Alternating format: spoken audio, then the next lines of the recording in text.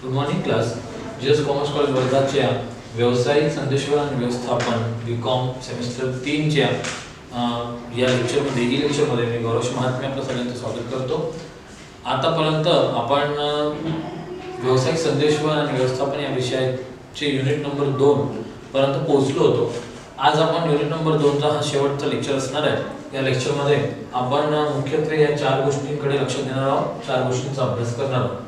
तर व्यावसायिक संदेशवहनामध्ये unit number 2 मध्ये आपल्याला व्यावसायिक संदेशवहनाची जी आधुनिक माध्यम आहे ज्यामुळे आपण जास्तीत जास्त लोकांपर्यंत पोहोचू शकतो आणि कमीत कमी खर्चामध्ये कमीत कमी वेळेमध्ये आपण आपल्या कंपनीबद्दलची आपल्या व्यवसायाबद्दलची माहिती सर्वसामान्य जनता असो, कर्मचारी असो किंवा अन्य कोणी तिसरे व्यक्ती असो त्याच्यापर्यंत पोहोचवू शकतो.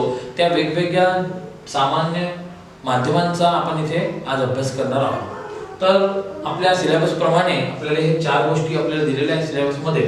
तर व्यावसायिक संदेशवहनाचे आधुनिक माध्यम त्यामध्ये मुख्यत्वे कंपनी मॅन्युअल, गृहपत्र, कर्मचारी, त्याच्यानंतर लिफलेट आणि ईमेल या 4 गोष्टींचा सिलेबस मध्ये जो उल्लेख आहे त्याची पार्श्वभूमी आपण समजून घेऊया की त्याचा अर्थ काय होतो, त्याचे वैशिष्ट्य काय आहे.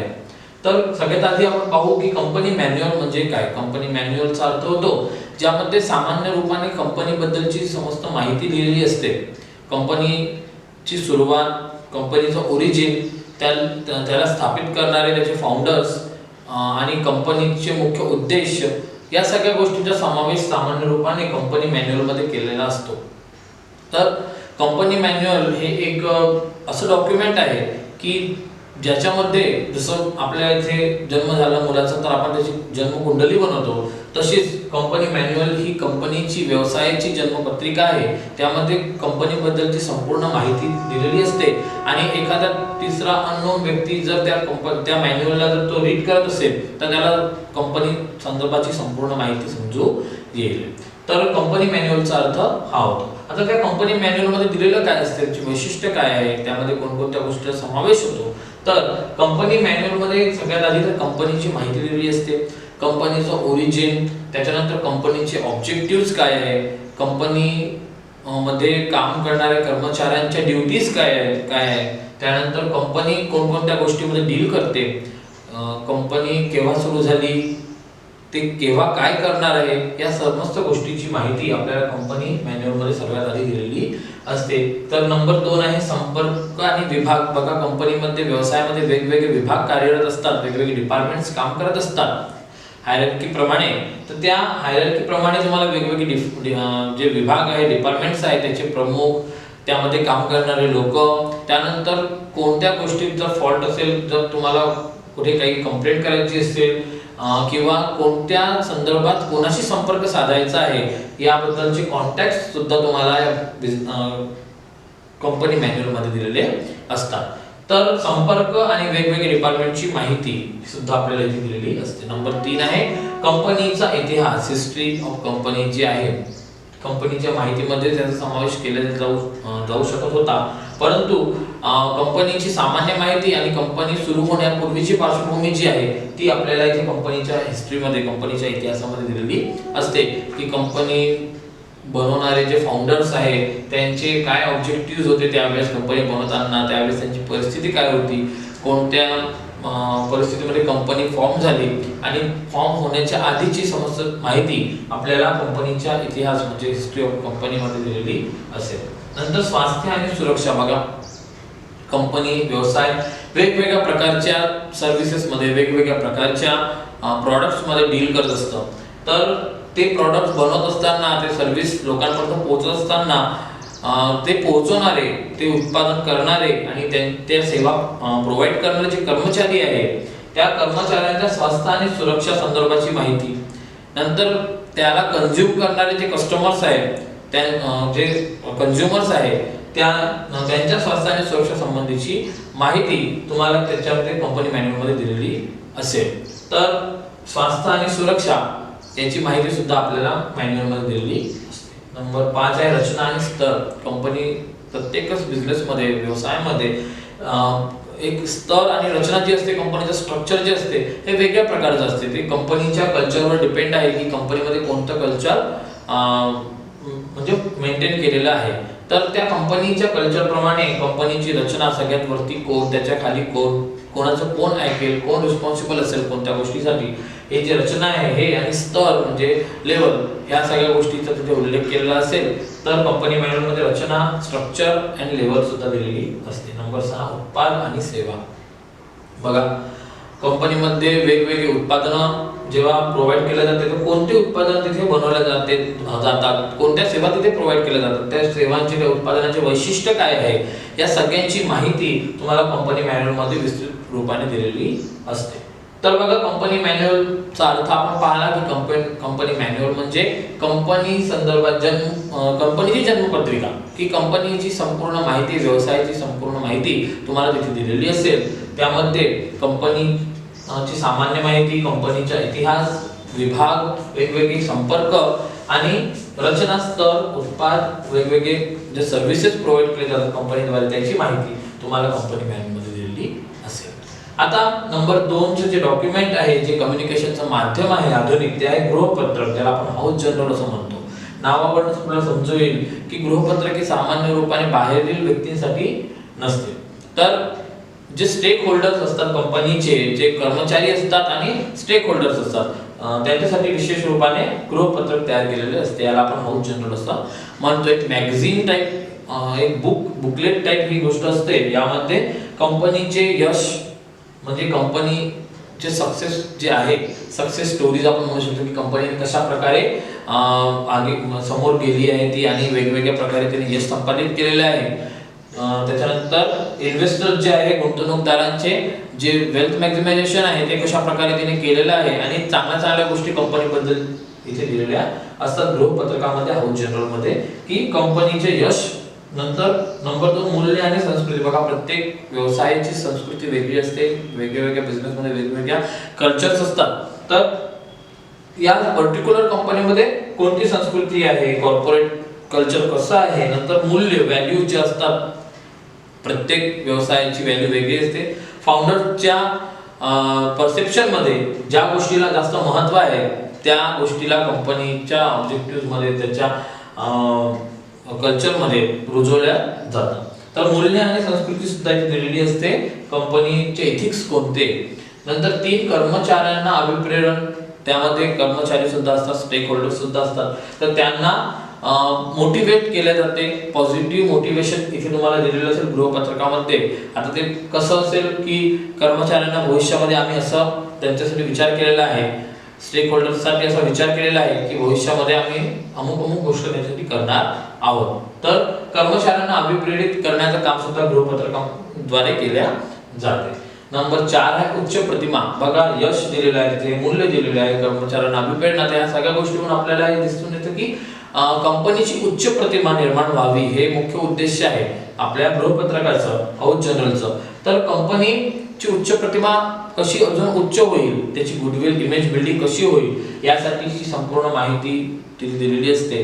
आणि ते मुख्य त्याचं ऑब्जेक्टिव्ह आहे की कंपनीची प्रतिमा कशी झाली पाहिजे, बिल्ड झाली पाहिजे, उंच झाली पाहिजे. नंतर नंबर 5 आहे विश्वास संपादन. बघा, कंपनी जी असते ती वेगवेगळ्या कस्टमर्स मध्ये डील करते, त्यांच्यासोबत डील करते, कर्मचारी असतात, स्टेक होल्डर्स असतात. तर या सगळ्यांचा विश्वास संपादन करणं हे अत्यंत असं जोखमीचं काम आहे, आणि त्याला आपण म्हणू की कठीण काम आहे. हे एकाएकी कोणी विश्वास आपल्यावरती ठेवणार नाही.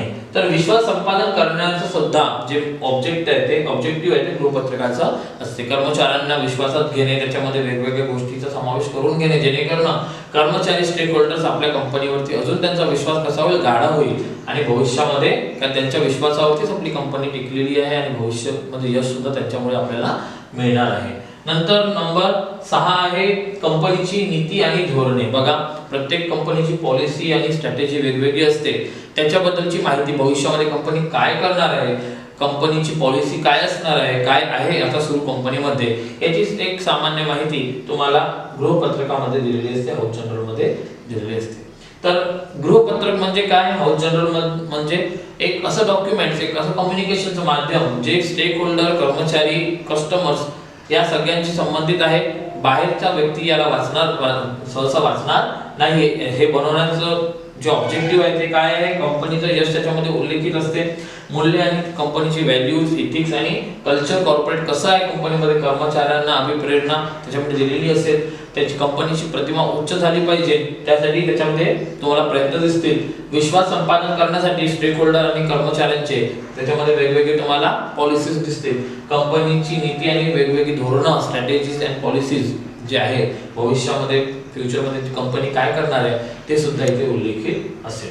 नंबर 3 आहे लिफलेट म्हणजे पत्रक, सामान्य पत्रक ज्याला आपण असं म्हणतो. तर बघा गृहपत्रक आणि सामान्य पत्रक, एका सामान्य पत्रकामध्ये काय भिन्नता आहे, तर सामान्य पत्रक हे एका विशिष्ट ऑब्जेक्टिव्ह साठी प्रिपेअर केल्या जाते. कंपनीला समजा काही एखादी स्कीम काढायची आहे, कंपनीला काहीतरी एखादा प्रोग्राम अरेंज करायचा आहे किंवा कोणत्या दुसऱ्या कामासाठी बिझनेसला व्यवसायाला जर काहीतरी एखाद्या पर्टिक्युलर गोष्टीला प्रमोट करायचं असेल तर लिफलेट तिथे प्रिपेअर केल्या जातं. पत्रक आपण त्याला सामान्य भाषेत पॉम्पलेट म्हणूया. तर हे पत्रक तिथे प्रिपेअर केल्या जातं. तर याच्यामध्ये त्याचे वैशिष्ट्य कोणकोणते, तर याच्यामध्ये उद्देश दिलेले असते कंपनीचे नाही, तर त्या पर्टिक्युलर प्रोग्रामचे, त्या पर्टिक्युलर त्या स्कीमचे इथे उद्देश तुम्हाला दिलेले असते. विदाउट ऑब्जेक्टिव्ह लिफलेट कधीही प्रिपेअर होत नाही. तर त्या विशिष्ट कामासाठी ते काम कोणतं आहे, त्याचे ऑब्जेक्टिव्ह काय आहेत इथे दिलेले असते. नंबर 2 डेफिनेटली लिफलेट हे छापील माहिती असते. आता ती तुमच्या इंटरनेटवर अवेलेबल असू द्या किंवा मग ती एका हार्ड कॉपीमध्ये असू द्या, तर ती छापील माहिती असते, अक्षरांचा तिथे वापर केला जातो आणि लिफलेट हे छापील प्रकाराचं असते नेहमी. तर नंबर 3 आकर्षक त्याच्यामध्ये मांडणी केलेली असते. लिफलेटमध्ये सरळ सरळ लिहिलेलं नसतं, तर त्याच्यात वेगवेगळे पिक्चर्स, डायग्राम्स आणि चांगल्या चांगल्या अशा गोष्टी आकर्षित करण्याचं तिथे काम केलं जातं. कारण की स्कीम आहे, तर त्यासाठी स्कीम मध्ये लोकांनी इंटरेस्ट घेतला पाहिजे, तर निश्चितच आकर्षित त्याच्यामध्ये सगळ्या गोष्टी असल्या पाहिजे, अट्रॅक्टिव्ह सगळ्या गोष्टी असल्या पाहिजे. शेवटचा आहे संपर्क तिथे असतो.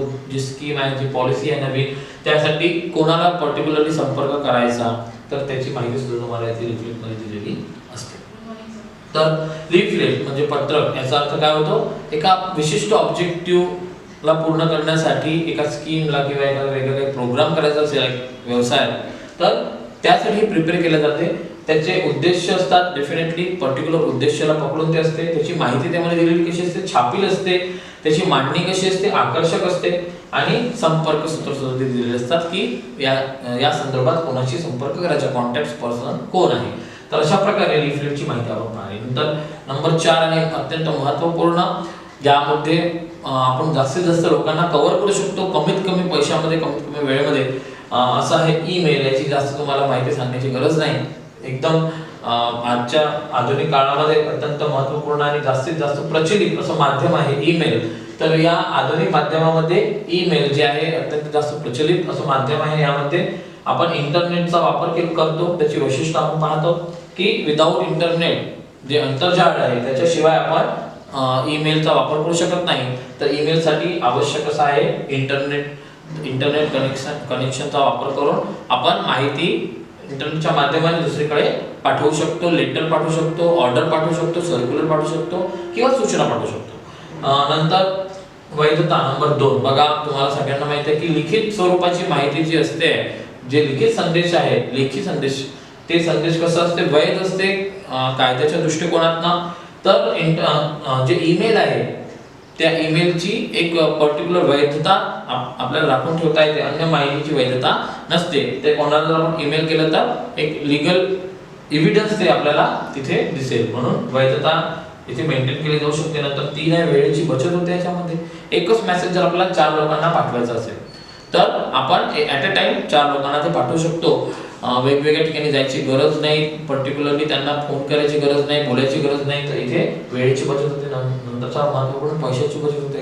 अत्यंत चीप माध्यम आहे, फक्त इंटरनेट सर्व्हिस तिथे असली पाहिजे, तर पैशाची तिथे बचत होते.